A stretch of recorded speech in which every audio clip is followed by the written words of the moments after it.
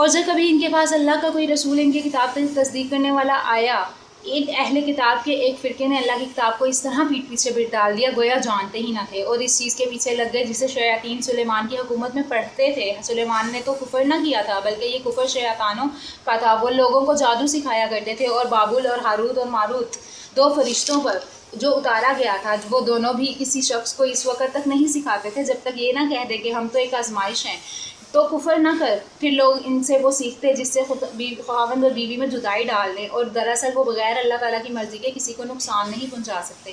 یہ لوگ وہ سیکھتے ہیں جو انہیں نقصان پہنچائے اور نفع نہ پہنچا سکے، بلکہ وہ بالمتقین جانتے ہیں، اس لیے اس کے لینے والے آخرت میں کوئی حصہ نہیں، اور وہ بدترین چیز ہے جس کے بدلے وہ اپنے آپ کو فروخت کر رہے ہیں۔ کاش کہ یہ وہ جانتے ہوتے۔ اگر یہ لوگ صاحب ایمان متقی بن جاتے تو اللہ تعالیٰ کی طرف سے بہترین ثواب انہیں ملتا، اگر یہ جانتے ہوتے۔ اے ایمان والو، تم نبی صلی اللہ علیہ وآلہ وسلم کو رعانا نہ کہا کرو، بلکہ انظرنا کہو، یعنی ہماری طرف دیکھیے اور سنتے رہا کرو، اور کافروں کے لیے دردناک عذاب ہے۔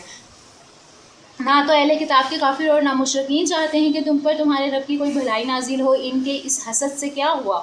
اللہ تعالیٰ جس سے چاہے اپنی رحمت خصوصیت سے عطا فرمائے۔ اللہ تعالیٰ بڑے فضل والا ہے۔